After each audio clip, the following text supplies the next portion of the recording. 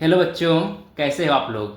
आज हम class 10th का एक न्यू चैप्टर स्टार्ट करने वाले हैं जिसका नाम है क्वाड्रेटिक इक्वेशन। और हमारा टारगेट रहेगा कि हम इस चैप्टर से पूरा फुल मार्क्स लाएं। तो चलिए स्टार्ट करते हैं। बच्चों, एक क्वाड्रेटिक इक्वेशन है क्या? अगर आपको इसको जानना है ना, तो आपको पहले ये समझना पड़ेगा कि पॉलिनॉमियल क्या होता है, जो कि आपने क्लास 9th में पढ़ा हुआ है। ठीक है, तो पहले हम समझते हैं पॉलिनॉमियल क्या होता है। पॉलिनॉमियल क्या था आपका? जो ऐसा दिखता था A0 plus A1x plus A2x² plus dot dot dot dot plus AN जहाँ पर आपका A0, A1, A2 और AN क्या था? कोफिशिएंट थे। किसके कोफिशिएंट थे? यक्स के। किसके कोफिशिएंट थे? यक्स के। जहाँ पर क्या थे? A0, A1, A2 क्या थे आपके? Dot dot dot. जो का AN क्या था? कोफिशिएंट था। क्या था? कोफिशिएंट। किसका? Coefficient of x. और आपका यक्स क्या था? वेरिएबल। क्या था? वेरिएबल। ठीक है। अच्छा, अब मुझे आप एक बात बताइए, जो ये पावर लिखी हुई है 2, 1, n, ये सब क्या थी? डिग्री थी। क्या थी? डिग्री। मतलब किसके पावर जो लिखा गया है वो एक्स की क्या है? डिग्री। और आपको एक चीज और याद होगा कि अगर यहां पर सिर्फ 1 पावर हो तो हम सिर्फ A0 प्लस A1x को क्या लिखते थे? ये क्या था? Linear polynomial. क्या था ये? Linear polynomial. क्या था? Linear polynomial. लेकिन अगर हम यही पावर 2 लेते थे तो क्या होता था वो? Quadratic polynomial. क्या होता था? Quadratic polynomial. यहां पर आपका A0 plus A1x plus A2x² क्या था ये? Quadratic polynomial. तो बच्चों, यहीं से आया क्या है? क्वाड्रेटिक इक्वेशन हमारा यहीं से बना। देखिए अभी कैसे बनेगा उसको भी हम देखते हैं। ठीक है, क्वाड्रेटिक पॉलिनोमियल। अब देखो, आपका जो ये लिखा गया है ना, A0 plus A1x plus A2x², एक काम करिए, इसको आप यहां दोबारा से लिख लीजिए। देखिए यहां पर A0 plus A1x plus A2x²। आप एक काम करो ना, इसको इक्वल टू 0 लिख दो। क्या करो? इक्वल टू 0 लिख दो। अब इस जो A0 को ना इधर भेज दो। क्या करो? जो इक्वल टू लिखा है उसको इस साइड भेज दो। क्या बनेगा? A1x plus A2x² equal to minus के A0। क्या है? माइनस के A0। अब देखो बच्चों, आपका जो ये A1x है, A2x है और माइनस A0 है। मैं एक काम कर रहा हूं, मैं A1 को ना सिर्फ A लिख रहा हूं। क्या लिख रहा हूं? A। यहां पर इसको क्या लिख रहा हूं? x प्लस A2 क्या लिख रहा हूं? B। x² को क्या लिख रहा हूं? x² रहने दे रहा हूं। और इस माइनस A0 क्या लिख दे रहा हूं? C लिख दे रहा हूं। ठीक है, कोई दिक्कत नहीं होनी चाहिए। क्यों नहीं होनी चाहिए? मैंने क्या किया है? सिर्फ कोफिशिएंट को तो ही लिखा है। मतलब जहां पर A0 था वहां पर A लिख दिया, जहां A2 था वहां पर B लिख दिया। तो आपका ये क्या बन गया? Quadratic equation. क्या बन गया ये? Quadratic equation. आपका जो क्वाड्रेटिक इक्वेशन है कैसा दिखता है? आपका जो क्वाड्रेटिक इक्वेशन है वो कुछ यूं दिखता है, ax² plus bx plus c equal to 0। ये क्या है आपका? Quadratic equation. ये आप सोच रहे हैं कि सर यहां पर तो ax था, यहां पर आपने bx लिख दिया। बच्चों देखो, यहां पर आप चाहे जो भी लिख सकते हो, आपको कुछ फर्क नहीं पड़ने वाला है। आपको वहां पर जो a b c है ना, आपको उसके कोफिशिएंट दिए होंगे। अगर नहीं दिए होंगे तो उसको हम निकालेंगे। ठीक है, देखिए यहां पर आपका a b क्या है? Coefficient of x² and x। क्या है? Coefficient of x² and x। तो आपका जो ये टर्म बना ax² plus bx plus c equal to 0, यही हमारा क्या है? क्वाड्रेटिक इक्वेशन है। क्या है? क्वाड्रेटिक इक्वेशन है। बच्चों इतना याद रखना कि हमारा जो एक कोफिशिएंट ऑफ x² है, जो कि a है, ये क्या है? कोफिशिएंट ऑफ x² है, वो कभी भी 0 नहीं होगा। क्यों नहीं होगा? क्योंकि समझो अगर ये 0 हो गया तो समझो ये 0 into x² plus B X plus C equal to 0। अब देखो ये तो पूरा 0 हो गया ना, तो ये क्या हो गया, सिर्फ बचेगा क्या, B X plus C equal to 0 बचेगा सिर्फ। अब बताओ मुझे, क्या यहाँ पर आपको एक क्वाड्रेटिक इक्वेशन दिख रहा है, आपको क्या एक क्वाड्रेटिक पॉलिनोमियल दिख रहा है? क्यों? क्योंकि यहाँ पर सिर्फ 1 डिग्री है, ये क्वाड्रेटिक तो है ही नहीं, इसलिए ए की जो वैल्यू है कभी भी 0 नहीं होगी। इस बात को हमेशा आप याद रखना, ठीक है बच्चों। आपके सामने क्वेश्चन है, वो क्वेश्चन क्या है कि आपको बताना है कि इन तीनों में कौन लीनियर है, कौन क्वाड्रेटिक है, कौन दोनों नहीं है, ठीक है। चलो देखते हैं। अब मुझे ये बताइए, क्या ये लीनियर है, क्वाड्रेटिक है? तो आपका आंसर क्या होगा? सर ये तो लीनियर है। क्यों लीनियर है? क्योंकि इसकी जो पावर है, इसकी जो डिग्री है वो कितनी है, 1 है, इसलिए क्या है, लीनियर है। ये क्या है, लीनियर है। ये क्या है, लीनियर है, ठीक है। अब आए दूसरे क्वेश्चन पाते हैं। ये जो लिखा गया क्या है, लीनियर है, क्वाड्रेटिक है? सर ये तो क्वाड्रेटिक है। क्या है ये क्वाड्रेटिक है। क्यों है? क्योंकि इसका जो पावर है, इसकी जो डिग्री है एक्स की है, वो क्या है, 2 है, इसलिए क्या है, क्वाड्रेटिक है। क्या है ये, क्वाड्रेटिक है। क्या है, क्वाड्रेटिक। अब आते हैं तीसरे पे। अब आप मुझे बताइए, ये जो 5x² है, ये लीनियर है या क्वाड्रेटिक है? आप एक काम करिए, थोड़ा सोचिए कि क्या ये क्वाड्रेटिक है कि नहीं है। तो अगर आपने सोच लिया होगा तो अपना आंसर बता दीजिएगा, ठीक है, कमेंट में। चलिए ठीक, मैं ही बता दे रहा हूं। ये क्या है, ये आपका क्वाड्रेटिक है। क्या है, क्वाड्रेटिक। क्या है, क्वाड्रेटिक है। क्यों है? कहेंगे सर यहाँ पर तो जो हमारा जो क्वाड्रेटिक दिखता है वो तो x² plus B X plus C कुछ ऐसा दिखता है, यहाँ पर तो ये टर्म दी ही नहीं गई है। बच्चों मैंने आपसे क्या बोला था कि यहाँ पर इस इक्वेशन में सिर्फ a 0 नहीं हो सकता है, बाकी b c 0 हो सकते हैं। आप इसको ऐसे तो लिख सकते हो ना, 0 इंटू एक्स प्लस 0 बन गया क्वाड्रेटिक। मतलब आपका सिर्फ x² का जो कोफिशिएंट है वो सिर्फ 0 नहीं होगा, उसके अलावा x का कोफिशिएंट और जो c की वैल्यू है वो 0 हो सकती है, ठीक है। तो आपका जो पहला क्वेश्चन था वो क्या था, एक लीनियर था। क्यों? किसकी जो डिग्री थी वो 1 थी। ये जो क्वेश्चन है इसमें ये क्या है, क्वाड्रेटिक है। क्यों? क्योंकि इसकी जो x² जो x की जो डिग्री है वो क्या है, 2 है। और तीसरा क्या है, ये क्या है, ये भी क्वाड्रेटिक है। क्यों? क्योंकि x² का जो कोफिशिएंट है वो नॉन जीरो है और बाकी चाहे 0 हो या ना हो।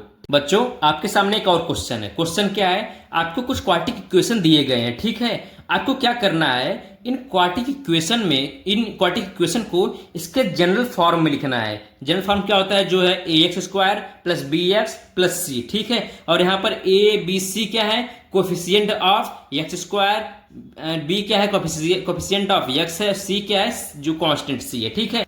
तो चलिए लिखते हैं, जो x² माइनस 4 है इसका जो जनरल फॉर्म क्या होगा। यहाँ पर देखेंगे आप कि यहाँ पर x² तो दिया गया है और c भी दिया गया है, पर क्या b यहाँ पर x का टर्म दिया गया है, नहीं। अगर x का टर्म नहीं दिया गया है तो उसको भी लिखेंगे हम ना। तो चलिए लिखते हैं, x², यहाँ पर कौन सा टर्म आता है, b का, सॉरी यहाँ पर टर्म कौन सा आता है, x का, x लिख दीजिए, फिर माइनस 4। पर मुझे बात बताइए, क्या जो ओरिजिनल इक्वेशन है क्या इसमें x है, नहीं है। तो हम क्या करेंगे, इसके आगे जो कोफिशिएंट है हम 0 लगा देंगे। क्यों? क्योंकि 0 इंटू एक्स 0 ही हो जाएगा, तो इसका क्या हो जाएगा, बराबर ही। अगर समझो ये 0 हो गया तो बचेगा क्या, x² माइनस 4, जो कि वही लिखा गया, ठीक है, ठीक है। अब यहाँ पर जो a क्या है, कोफिशिएंट ऑफ x², यहाँ पर कोफिशिएंट ऑफ x² कितना है, उसके आगे जो नंबर कितना लिखा गया है, 1, तो कोफिशिएंट ऑफ x² कितना है, 1।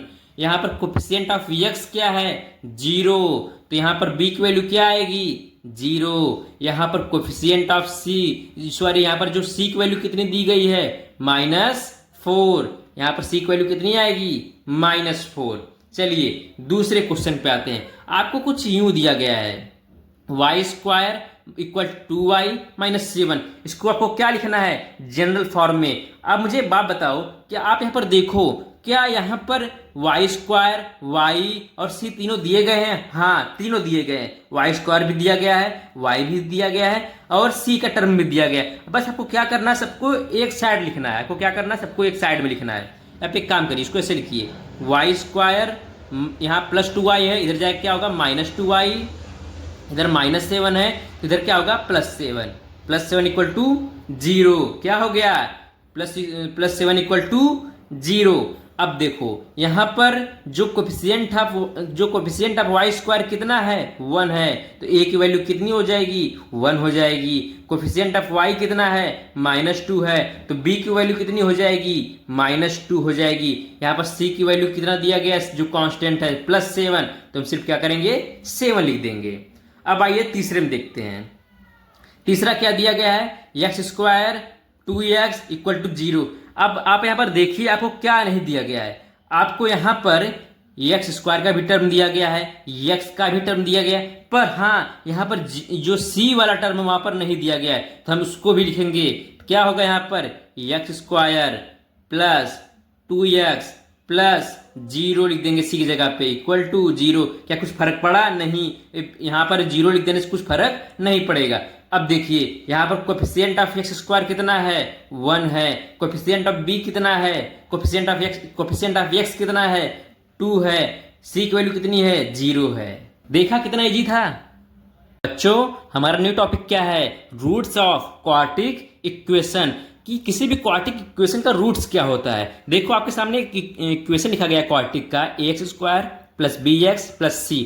तो अगर आपसे कोई पूछे कि रूट्स क्या होता है, आप क्या बोलेंगे, वो एक वैल्यू होती है जो कि अगर हम इसमें पुट कर दें x की जगह पे, तो क्या हो जाए, 0 हो जाए। क्या हो जाए, 0 हो जाए।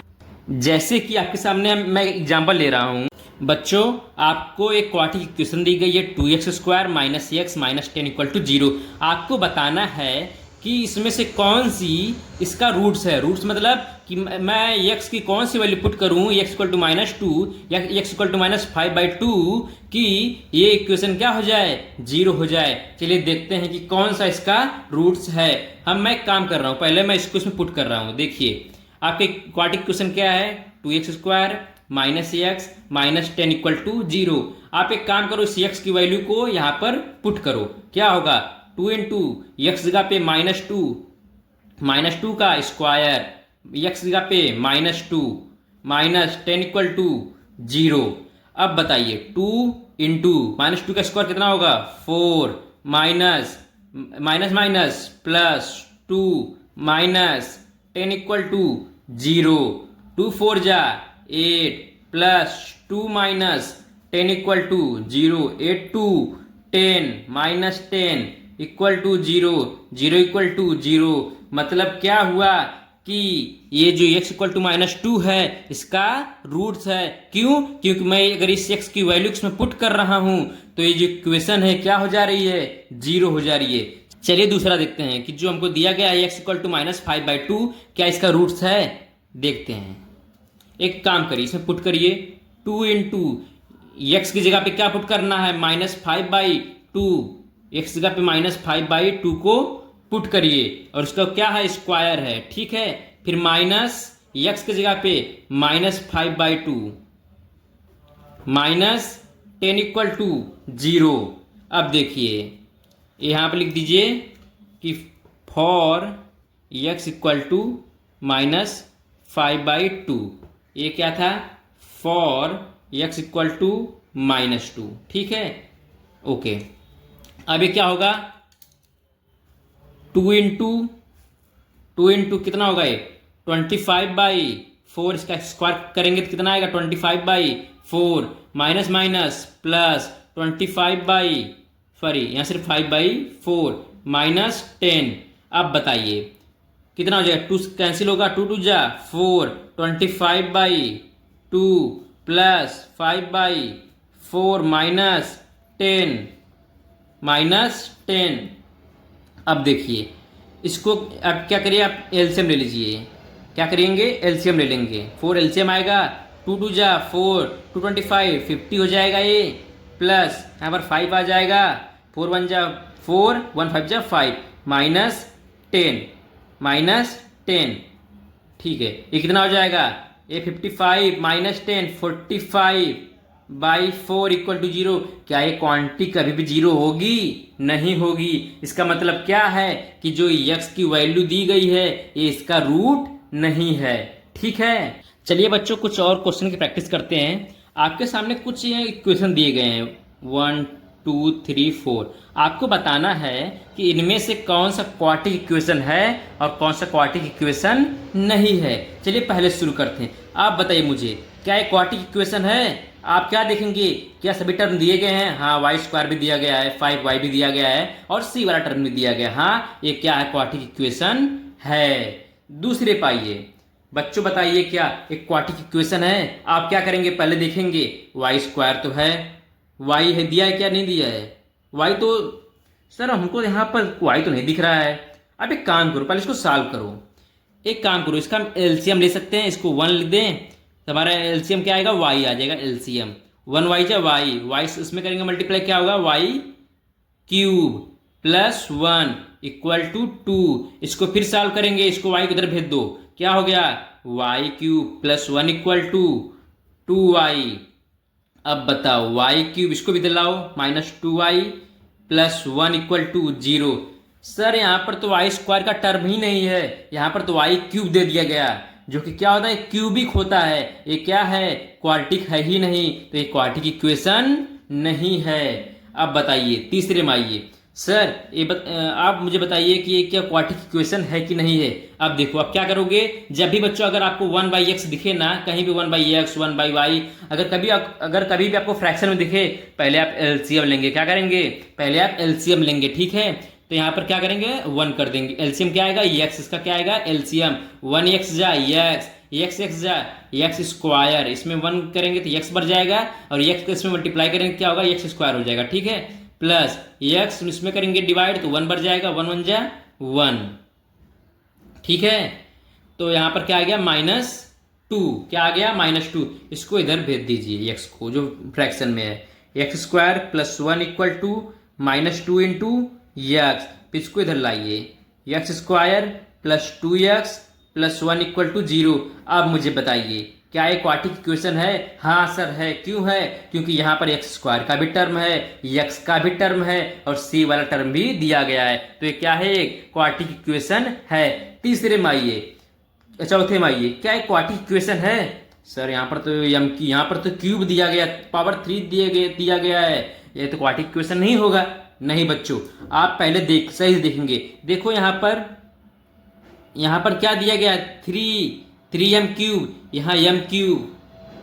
अगर आप इसको सॉल्व करोगे ना तो इसको क्या हमारा आएगा, अगर आप इसको इधर लाओगे तो माइनस के, अगर सॉल्व करोगे m³ माइनस के 3m³ प्लस 3m², ये क्या, और क्या लिखेंगे, -2 इक्वल टू 0। अब बताओ क्या ये क्वाड्रेटिक है कि नहीं है? सर अब भी नहीं है। क्यों? क्योंकि अगर हम माइनस करेंगे भी तो तब भी m³ का टर्म रह ही जाएगा। m³ में इसमें करेंगे क्या आएगा, -2m³ plus 3m² -2 equal to 0। ये क्या है, क्वाड्रेटिक इक्वेशन नहीं है। लेकिन बच्चों सोचो, अगर यहीं 3 की जगह पर 1 होता तो अब क्या होता, क्वाड्रेटिक इक्वेशन हाँ फर्दर हो जाता। क्यों? क्योंकि m³ ये -m³ होता, m³ -m³ 0 हो जाता। इसलिए क्या होता है, अगर ये 0 होता तब तो होता ना क्वाड्रेटिक इक्वेशन।